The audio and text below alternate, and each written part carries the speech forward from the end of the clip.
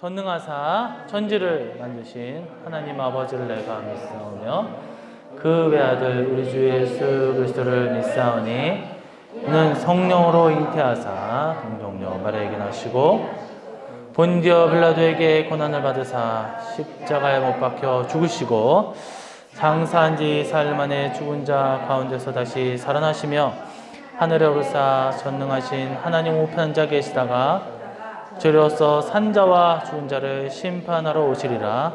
성령을 믿사오며 거룩한 공예와 성도가 서로 기도하는 것과 죄를 사하여 주시는 것과 몸이 다해 사는 것과 영원히 사는 것을 믿사옵나이다. 아멘. 마태복음 16장 13절로 20절 말씀입니다.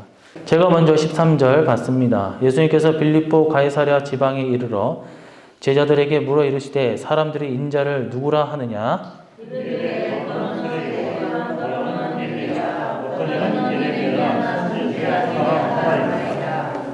이르시되 너희는 나를 누구라 하느냐?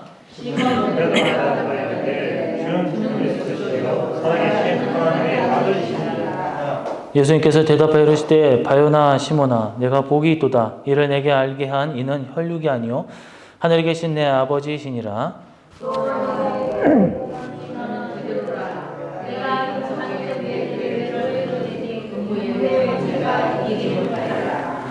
내가 천국 열쇠를 내게 주리니 내가 땅에서 무엇이든지 매면 하늘에서도 매일 것이요 내가 땅에서 무엇이든지 풀면 하늘에서도 풀리리라 하시고 이에 제자들에게 경고하사 자기가 그리스도인 것을 아무에게도 이르지 말라 하시니라. 아멘. 할렐루야. 오늘도 하나님의 은혜가 함께 하시를 간절히 소망합니다. 자, 오늘은 마태복음 16장 13절에서 20절 말씀 중심으로 이 베드로의 고백이라는 제목으로 이 하나님의 말씀을 전하도록 하겠습니다. 오늘 말씀에 예수님과 베드로와의 대화 내용은 한마디로 말해서 교회의 본질, 그 핵심의 그 특징이 담겨져 있다라고 할 수가 있습니다. 그래서 오늘 본문은 예수님 사역의 결정적인 이 분기점이라고 할 수 있는데 예수님께서는 공생애를 시작하시고 이 여러 가르침을 주시고 여러 기적과 또 놀라운 그 일들을 행하셨습니다. 이러한 예수님의 사역을 통해 이 사람들은 이제 예수님께서 누구신지 알도록 하신 것입니다. 바로 예수님께서 메시아이시고 구원자이시고 하나님의 아들이심을 깨닫게 한 것이죠. 오늘날 우리가 비춰봤을 때 이때 당시는 이스라엘 민족이 굉장히 혼돈의 좀 혼란스러운 시기였습니다. 마치 우리나라의 어떤 일제시대 같은 배경이라 할 수가 있겠죠.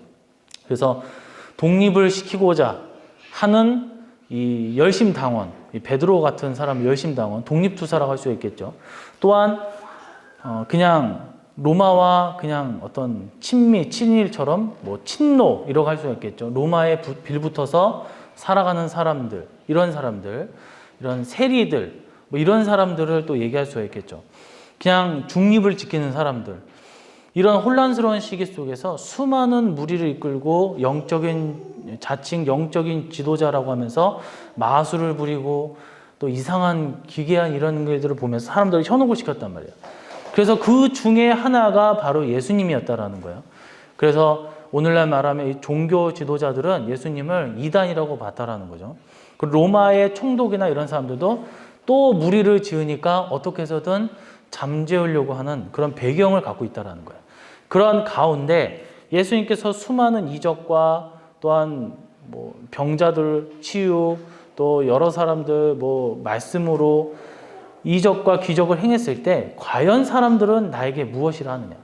그러니까 내가 칭찬받고서 하는 것이 아니라 과연 나의 정체에 대해서 제대로 지금 사람들이 알고 있는지 예수님께서 물어보고 계신다라는 거예요. 그래서 특별히 오늘의 말씀은 이런 베드로와 예수님과의 대화 속에 그리고 베드로의 그 고백 속에서 교회의 본질이 무엇인지를 굉장히 함축하고 있다라는 것이죠.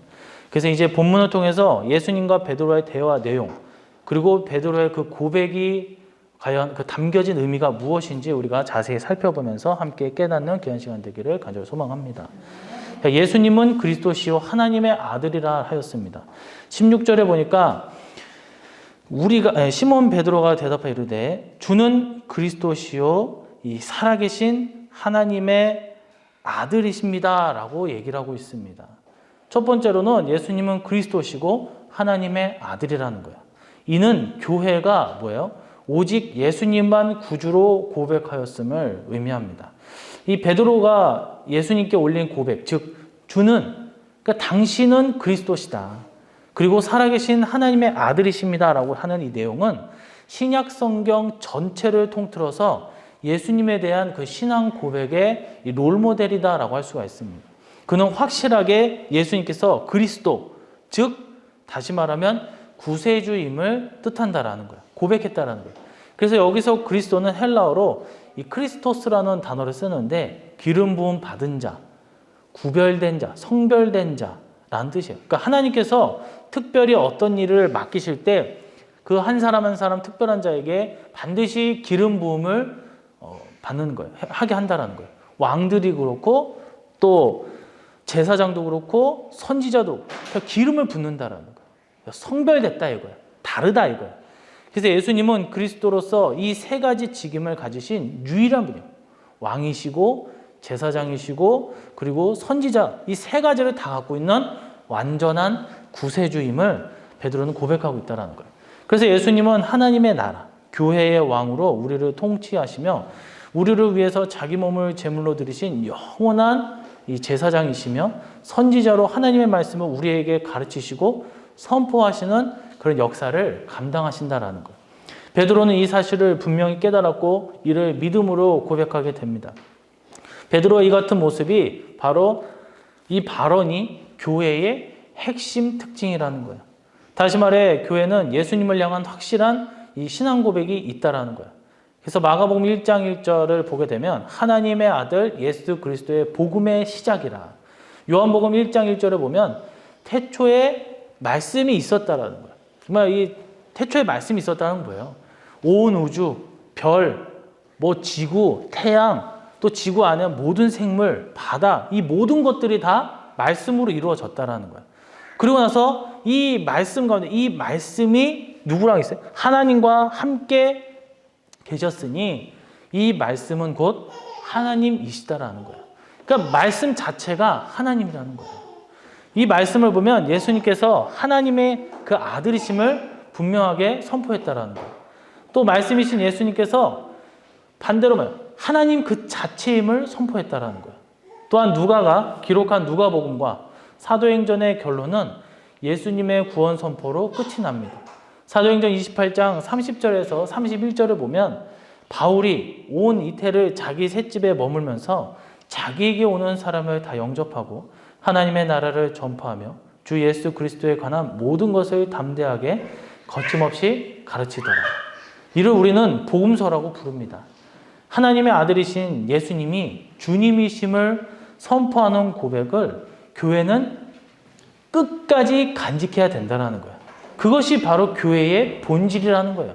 교회에 와서 무슨 장사하고, 교회에 와서 막 무슨 정치를 하고, 교회에 와서 뭔가를 막 다른 용도로 쓰고, 그러면 안 된다는 거예요.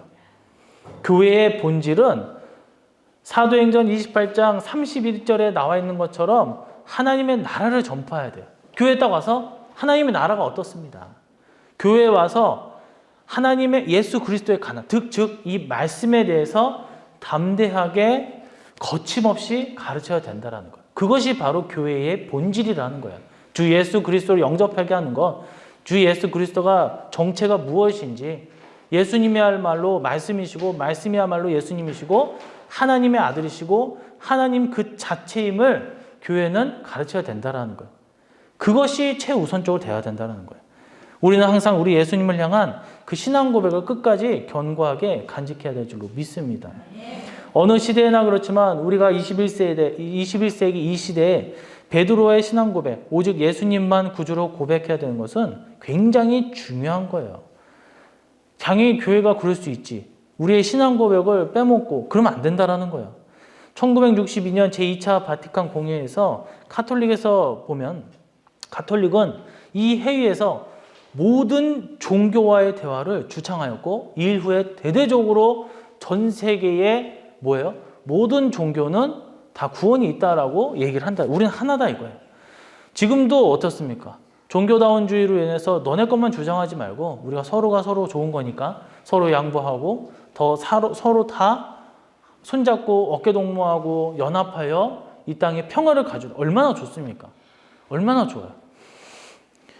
그런데 그런 술에 취한 듯한 그런 말을 하면서 오직 예수님의 그 예수 신앙 그 자체를 짓밟고 있다라는 거예요. 누구한테 예배를 드리는지, 누구한테 기도하는지 모른다 이거예요. 심지어 교회들만, 정통 교회에서도 개혁교회 역시도 그런가 보다 하고 또 그렇게 따라간다 이거예요. 하지만 믿음의 출발점은 다른 어떤 것도 아니고 확실한 신앙 고백 위에서 시작됩니다. 이 마태복음 16장 16절의 고백을 분명하게 간직해야 될 줄로 믿습니다. 이 시작점에 바로 서지 못하면 교회 자체가 아니다라는 거예요. 바른 교회는 오직 예수님만 구주로 고백하는 교회입니다. 이 신앙을 끝까지 간직해야 될 줄로 믿습니다. 우리가 교회가 교회됨, 말씀으로 이루고 더하거나 빼지도 않는 그러한 일들을 해야 된다는 거예요. 우리는 그러한 사상과 또 믿음으로 나아가시를 간절히 소망합니다. 두 번째로 음부의 권세가 이기지 못한다라고 했습니다. 18절의 말씀에 보니까 또 내가 내게 이르노니 너는 베드로라. 내가 이 반석 위에 내 교회를 세우리니 음부의 권세가 이기지 못하리라. 베드로와 예수님의 대화 내용 첫 번째는 베드로가 예수님을 그리스도시요 또한 살아계신 하나님의 아들이시나이다라고 고백했습니다. 참교회, 참성도는 오직 예수님만 구주로 삼는다라는 거예요. 두 번째로 예수님께서 음부의 권세가 교회를 이기지 못한다라 했습니다. 이것은 교회가 감히 마귀의 권세가 득실하거나 엎어버린다거나 그렇지 못한다는, 오직 교회는 마귀의 권세를 이긴다라는 거예요. 세상에서 가장 강력한 권세, 사람들이 두려워하는 권세, 사람들이 이겨낼 수 없는 권세가 있어요. 그것이 뭡니까? 바로 사망의 권세예요. 이것은 세계를 정복한 황제가 됐든 왕이 됐든 또 권력이 센 정치인이 됐든 누가 됐든 재벌이 됐든 돈이 많고 배경이 좋고 머리가 아무리 좋아도 어떻게 됩니까? 이 죽음의 권세는 누구 하나 이길 수가 없어요. 노화를 어떻게 이길 수 있습니까? 병을 어떻게 이길 수가 있겠어요? 누가 사망의 그 앞에 감히 피할 수가 있겠습니까?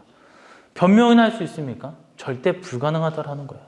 그런데 오늘 말씀에서 주님은 이 마귀의 권세, 음부의 권세가 교회를 이기지 못한다라고 하셨습니다. 여기서 이기지로 번역된 헬라 원문 표현은 카티스키오라는 단어 쓰는데 능가하다, 우세하다, 정복하다라는 거예요. 정복하지 못한다라는 거예요. 이기지 못한다라는 거예요. 능가하지 못한다라는 거예요.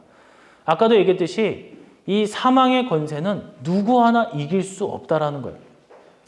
즉 뭐예요? 마귀의 권세라는 거예요. 이 마귀의 권세가 교회를 향해 어떻게 해서든 짓밟으려고 하고 교회를 사망에 이르게 하려고 하지만, 성도들을 어떻게 해서든 죽이려고 하지만 그러지 못한다라는 거예요. 마귀는 예수님이 함께 하시는 교회를 결코 능가하지 못합니다. 교회를 정복할 수 없고 오히려 십자가의 복음으로 교회가 마귀를 이길 수 있다라는 것이죠. 예수님과 베드로의 대화 내용 첫 번째는 예수님을 구주로 고백하는 거예요. 다시 말해서 뭐예요? 교회가 그냥 이기는 것이 아니라 구주로 고백한, 다시 말해 그 교회에 예수님이 존재해야 된다라는 거예요. 예수 그리스도를 머리를 둬야 된다라는 거예요. 그렇게 중심으로 두었을 때 감히 사망의 권세, 마귀가 득실하지 못한다는 거예요. 그 틈을 파고들어서 어떻게 해서는 먹을 수 없다라는 거예요. 교회가 예수님을 구주로 고백한 교회는, 성도들은 마귀의 권세, 음부, 사망의 권세를 이긴 줄로 믿습니다. 우리 예수님의 사역 중 빼놓을 수 없는 핵심 사역이 바로 마귀의 권세를 이긴 거예요. 처음 예수님께서 사역을 시작하면서 마귀의 시험을 받으셨어요. 당시 예수님은 무려 40일이나 금식하셨습니다. 하지만 예수님은 말씀으로 마귀의 모든 유혹을 이겼다라는 거예요. 어떻게 해서든 막 사람이 힘으로 하거나 배경을 빌리거나 그러지 않았어요. 돈을 쓰거나 그러지 않았어요. 오직 그 말씀으로 이겼다라는 거예요. 예수님께서 이기시니 그 밑에 직속 후계자들, 제자들도 이기게 되었다라는 거예요. 그래서 마태복음 10장 1절을 보면 예수님께서 그의 12 제자를 부르사 더러운 귀신을 쫓아내며 모든 병과 모든 악한 것을 고치는 권능을 주시니라. 여기서 보세요. 모든 병과 모든 악한 것을 고치는 권능을 주셨다라는 거예요. 제자들은 마태복음 4장에 예수님의 마귀에 대한 승리의 사역을 재현하였습니다. 예수님이 이기니까, 스승이 이기니까 제자들 역시도 마귀의 권세를 이겼다라는 것입니다. 예수님의 승천 후에도 제자들은 귀신을 쫓는 사역을 감당했습니다. 모든 병을 내쫓고 또한 모든 악한 영들을 다 내쫓았다라는 거예요. 마귀는 그래서 결코 교회를 이기지 못합니다. 음부의 권세는 교회를 절대 어찌할 수 없다라는 거예요. 우리 주 예수님께서 마귀를 이기셨기 때문입니다. 이기신 예수님이 그 교회에 존재한다면 교회는 무너지지 않습니다. 이 시대를 가리켜 4차 산업혁명 시대라고 합니다. 인공지능 시대.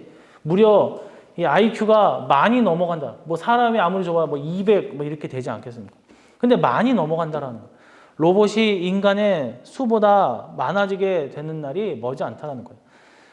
뭐 식당에 가보면은 물론 이제 그 지정해 주겠지만 로봇이 왔다 갔다 하면서 사람의 일을 대신하잖아요. 뭐 로봇이 속썩입니까? 뭐 고장 나면 속을 썩이겠지만 어쨌든 걔가 할 일을 충실히 해내잖아요. 뭐 불평이 있습니까? 불만이 있습니까? 월급을 올려달라고 합니까? 그러니까 로봇이 왔다 갔다 한다는 거예요. 사람의 일을 대체한다는 거예요. 옛날에는 어떤 상가에 주차장 보면 관리인이 있어서 돈을 받고 그랬잖아요. 주차비. 사람이 없어요. 이제 다 컴퓨터 기계들이 한다는 거예요. 이로 인해 과학은 날로 발전한다는 것을 우리는 좀 느낄 수가 있습니다. 과학이 발전한다는 것은 의학도 발전한다는 거예요. 생명공학, 유전공학, 그 발전으로 인공장기를 개발하여 사람이 죽지 않는 시대가 도래한다라고 합니다. 소위 인간의 기술로 영생의 시대를 그러니까 신의 도움 없이 만들어 간다는 거예요. 하지만 사람들 누구도 결국 예외 없이 죽음에 이르게 될 것이에요. 왜요? 조금 더 수명 연장은 할 수 있겠지만 아무리 뭐 생명, 뭐 유전공학, 인공장기를 단다 하더라도 결국 죽음을 맞이할 수밖에 없다라는 거예요. 이 땅에 보세요. 우크라이나와 러시아와의 전쟁으로 인해서 곡물 가격이 오른다고 하는 거예요. 곡물 가격이 오르니까 얼마 전에 식용유 가격이 2배 이상이 떠버리고 이제 밀 가격이 올라버리고 물가 전체가 다 뭐 코로나로 인해서 물가가 다 오른단 말이에요. 이 종말의 시대에 보면 해석이 나오잖아요. 이 점점 올라가는 상황 가운데 곡물 가격만 오르면 다른 건 안 오르냐? 곡물 가격이 오르니까 뭐 콩 대신 옥수수를 심고 뭐 옥수수를 심으니까 뭐가 또 하나 오고 그러니까 결국에는 소들이 또 곡물을 먹어야 되는데 닭들이 또 모이를 먹어야 되는데 그런 게 또 올라가 버리니까 이 고기들도 결국 육류도 가격이 오른다라는 거예요. 이제 앞으로는 아무리 열심히 내가 하루 열심히 일을 한다 하더라도 하루 먹고 살기가 힘들어진다는 거예요. 커피값 보세요. 커피가 7, 8천 원이에요. 바깥보다 더 나오는 것 같아요. 이런 어두운 이제 우리가 시대 속에서 살아갈 수 없는 종말의 시대 속에서 악한 것들은 더 득실하고 있고 사람의 삶은 점점 더 팍팍해지고 있는 이때에 어떻게 우리는 이겨낼 수 있는가? 오직 예수님밖에 없음을 우리는 믿으시기를 간절히 소망합니다. 죽음과 같은 고난 또한 죽음 그 자체 예수님 외에는 우리가 이길 수 있는 방법이 없다라는 거예요. 말씀 외에 교회 외에는 답이 없다라는 것입니다. 교회가 마귀의 권세, 음부, 세상, 사망을 이길 수 있습니다. 이것을 믿으시기를 주님의 이름으로 간절히 축원합니다. 세 번째로 첫 번째는 베드로가 예수님을 그리스도시요 하나님의 아들이시다라고 했습니다. 두 번째로 예수님의 음부의 권세가 교회를 이기지 못한다 그랬어요. 예수님의 신앙을 가진 교회가 마귀의 권세를 이기게 된다라고 하였습니다. 이제는 19절 세 번째입니다. 내가 내게 천국 열쇠를 주겠다. 천국 열쇠를 교회에 주셨다라고 하셨습니다. 이는 교회가 성도들을 천국 구원으로 인도함을 의미합니다. 여기서 열쇠라는 표현을 주목하자면 열쇠는 헬라어로 클레이스라는 단어를 쓰는데 닫는 것을 여는 권한, 권세, 권력 이런 의미가 있다는 거예요. 누군가 열쇠를 가지고 있다면 그 방면에 있어서 전문가요 또 권세자라는 거예요. 그러니 천국 열쇠를 가지고 있다는 것은 천국에 들어가는 권한을 갖고 있는 자들을 말한다는 거예요. 이 같은 본문의 내용은 창세기 3장 24절과 연결되는데 이같이 하나님이 그 사람을 쫓아내시고 에덴 동산 동쪽에 그룹들과 두루 도는 불칼을 두어 생명나무의 길을 지키게 하시니라. 에덴 동산은 원래 아담이 거기에서 거주하는 곳이었습니다. 그곳에 사람들이 살면서 생명을 누렸습니다. 그런데 범죄로 말미암아 에덴이 막히게 되죠. 그리고 에덴 동산을 그룹들과 두루 도는 불칼로 막아버렸어요. 이는 천국의 길을 막아버렸다라는 거예요. 그 길을 교회를 통해 비로소 열었다라는 거예요. 교회에 천국 열쇠를 주셨기 때문입니다. 예수님을 구주로 믿는 교회에 예수님께서 사망을 이기심으로 생명의 문을 여시고 그 열쇠를 교회에 주셨습니다. 이게 굉장히 중요한 거예요. 이 땅에 수많은 교회와 수많은 교회처럼 위장한 교회가 아닌 교회들, 십자가가 없는 교회들, 또한 교회지만 사기를 치고 있는 교회들, 이단들 얼마나 많습니까?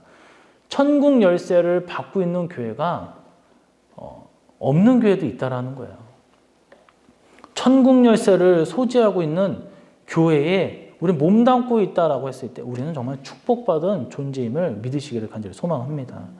예수님께서 이 땅에 오신 목적은 다른 건 다 부가적인 거예요. 병을 고쳐주시고 생명을 연장시켜 주시고 죽은 자를 살려주시고 배고픈 자를 배부르게 해주시고 목마른 자를 목을 축이게 해주시고 다 부가적인 거예요.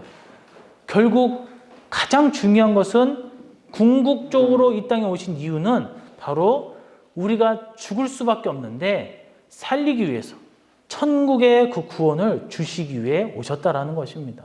지옥 갈 수밖에 없었어요. 그런데 천국에 갈 수 있도록 주님께서 이 땅에 오셨다라는 거예요. 예수님께서는 처음부터 우리 가운데 오셔서 그것을 알리신 거예요. 마태복음 4장 17절, 23절에 보면 예수님께서 처음부터 천국을 선포하셨음을 기록하고 있어요. 이때부터 예수님께서 비로소 전파에 이르시되 회개하라 천국이 가까이 왔느니라 하시더라. 23절 예수님께서 온 갈릴리에 두루 다니사 그들의 회당에서 가르치시며 천국 복음을 전파하시며 백성 중에 모든 병과 모든 약한 것을 고치시니. 보세요. 수많은 목사님들이 막 얘기를 하지만 요즘에 점차적으로 보면 천국 복음에 대해서 말씀을 선포하는 사람이 많이 없어요. 은혜 가운데 어떤 지혜를 나누고 어떤 윤리를 나누고 이 땅에서 어떻게 하면 더 행복하게 살고 그런 거는 일반 강연을 들으면 되겠죠. 설교와 말씀에 있어서 가장 중요한 것은 지겹도록 듣고 흐트러지지 않게 하고 그것을 놓치지 않게 하는 말씀 딱 하나예요. 천국 복음입니다. 천국 복음이에요. 우리가 순간순간 살면서 얼마나 천국을 우리가 떠올리지 못하고 순간순간 우리가 우리의 멋대로 살고 육신의 그 죄를 지으며 살고 있습니까? 아까도 얘기했듯이 회개해야 천국에 가까운 거예요. 회개하지 못한 자는 천국과 멀어지는 거예요. 얼마나 많은 죄를 짓고 얼마나 많은 것들을 우리가 인생을 허비하고 저도 마찬가지죠. 하지만 주님께서 이 땅에 오신 궁극적인 목적은 바로 천국 복음입니다. 이렇게 천국을 선포하신 주님은 주님에서만 끝난 것이 아니라 제자들에게도 천국 선포 명령을 내려주셨습니다. 마태복음 10장 7절의 말씀 보니까 가면서 전파하여 말하되 천국이 가까이 왔다 하고 예수님의 명령을 받은 제자들이 행한 일들이 자세히 나온 사도행전의 내용은 천국 선포의 확장이라고 할 수가 있어요. 그 결론은 무엇입니까? 사도행전 마지막 절에 기록되어 있는데 바로 하나님의 나라를 전파하는 것입니다. 하나님의 나라를 전파하며 주 예수 그리스도에 관한 모든 것을 담대하게 거침없이 가르치더라. 즉 천국을 선포하는 거예요. 이렇게 하는 이유는 오늘 말씀대로 교회에게 예수님께서 천국 열쇠를 주셨기 때문입니다. 그 권한이 있다라는 거예요. 천국의 비밀을 알고 있는 자들, 그것이 모여 있는 곳이 바로 교회입니다. 천국 열쇠를 받았기 때문에 천국을 선포할 수 있는 권리가 있는 것입니다. 미국에 유학 간 새 학생이 높은 건물 24층에 방을 하나 얻어서 같이 쓰고 있었어요. 어느 날 새 학생이 같이 밖에 갔다가 다시 이제 밖에서 일과를 마치고 돌아왔는데 정전에 대해서 엘리베이터를 쓸 수가 없다는 거예요. 그래서 우리가 젊으니까 24층까지 올라가자. 그래서 막 힘겹게 막 올라갔어요. 헉헉대면서 겨우겨우 올라갔는데 딱 보니까 이 열쇠가 수의실에 있으니까 그것을 가져오지 못한 거예요. 세 사람 아무도 그것을 생각하지 못한 거예요. 어떡합니까? 다시 내려가서 수의실에서 열쇠를 받아와야 되겠죠. 우리는 천국을 향해 층계를 하나하나 계단을 밟고 있는 거야. 힘겹게, 이게 결코 쉬운 여정은 아니에요. 힘겹게 계속 올라가고 있으나 딱 올랐는데 천국의 열쇠를 소지하고 있지 않다면 막판에 들어갈 수가 없는 거예요. 아니 무슨 비유가 그러냐? 그렇잖아요. 내가 아무리 목사고 아무리 장로고 20년, 40년, 60년, 100년 가깝게 뭐 예를 들어서 신앙생활을 한들 그 안에 예수님이 없다 한다면 그 안에 천국의 열쇠를 내가 품고 있지 않는다면 천국에 들어갈 수가 없다라는 거예요. 얼마나 많은 사람들이 교회를 다니면서 빈 껍데기인 채로 다닌 사람이 많습니까? 말씀을 맺도록 하겠습니다.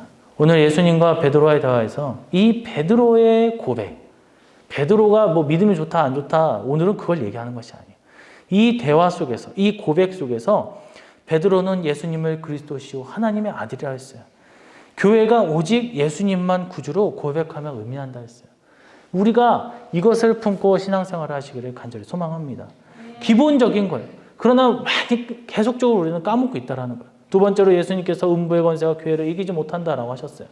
예수님의 신앙을 가진 교회가 결코 마귀의 권세가 틈타지 않고 우리를 향해서 어떻게 해서든 잡아먹으려고 하지만 우리는 잡아먹힐 수가 없다라는 거예요. 왜요? 예수님이 계시기 때문에. 세 번째로 천국 열쇠를 교회에게 주셨다고 했어요. 이는 교회가 성도들을 천국 구원으로 인도함을 의미한다 했어요. 교회 안에 나는 TV 보면서 영상 보면서 신앙생활을 하지. 그렇지 않다라는 거예요. 물론 그 가정에 내가 가정교회를 세워서 내가 뭐 하면 얼마나 근데 마음에 문제가 생기잖아요. 과연 내가 교회에서 처음에 코로나가 딱 터졌을 때 얼마나 많은 사람들이 정부에서 허락하니까 그걸 핑계 삼면서 얼마나 많은 사람들이 그거를 이용하고 뭐하고 했습니까? 백신도 마찬가지예요. 저희 아내는 백신을 안 맞았었는데 안 맞으니까 뭐 일상생활을 못 한다라는 거예요. 저도 2차까지 받았는데 일상생활을 못 해요. 지금은 무슨 의미가 있습니까? 옛날에 뭐 방역 패스니 뭐니 거의 사람 취급도 안 하고. 근데 지금은 그렇지 않잖아요. 이제 교회 몇 년 됐습니까? 2년 됐습니까? 3년 됐습니까? 코로나. 이제 안 나가려다가 이제 나가려니까 얼마나 마음에 괴로움이 있겠습니까?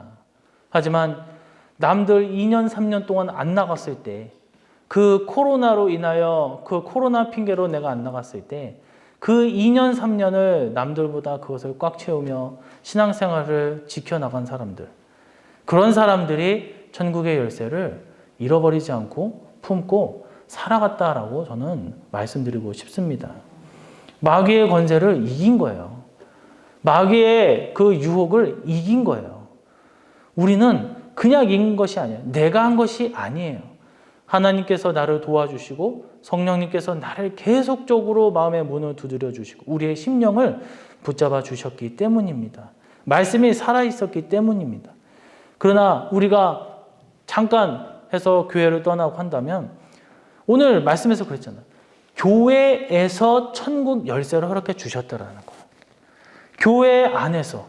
교회 안에서 우리가 해결책을 찾아야 될 줄로 믿습니다. 교회 안에서 예수님을 주로 고백할 수 있는 것, 교회로 시작하여 예수님의 마귀의 권세를 이길 수 있는 것이고 교회로 인하여 천국 열쇠를 소지할 수 있는 천국의 그 권한을 갖는다라는 것을 우리는 잊지 마시고 오늘도 우리 교회와 우리 성도님들은 오직 주 예수 그리스도만을 고백하고 신앙을 굳건하게 간직하면서 그 신앙으로 마귀의 권세를 이겨나가며 그 신앙으로 천국 구원의 그 백성이 되시기를 주님의 이름으로 간절히 소망합니다. 기도하도록 하겠습니다.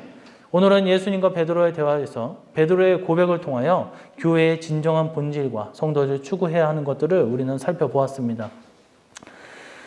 이 어려운 시대에 우리가 살아가고 있습니다. 타락하고 또한 범죄하는 이 종말의 시대 속에서 우리 성도들, 또 우리 교회가 오늘 말씀처럼 오직 예수님을 구세주로 고백하고 예수님의 신앙으로 마귀의 권세를 이기며 천국 구원을 품고 살아가 승리할 수 있게 해달라고 이제 주여 삼창 부르시고 기도하도록 하겠습니다. 이제는 우리를 구원하신 예수 그리스도의 희생과 사랑에 담긴 십자가의 은혜와 전능하신 성부 하나님의 우리 향한 구원의 섭님이 주관하심과 우리 가운데 늘 역사하시고 구원과 축복의 성취를 위하여 끊임없는 성령님의 그 도우심으로 오직 예수님의 신앙으로 마귀의 권세를 이기고 천국 열쇠를 품고 천국으로 인도함을 받는 구원의 길과 축복이 넘치는 그 구원의 삶을 영위하는 큰 은혜가 우리 성도님들 머리와 또한 우리의 가정과 기업과 우리 주변 이 사회와 국가에까지 영원토록 함께 있을지어다. 아멘.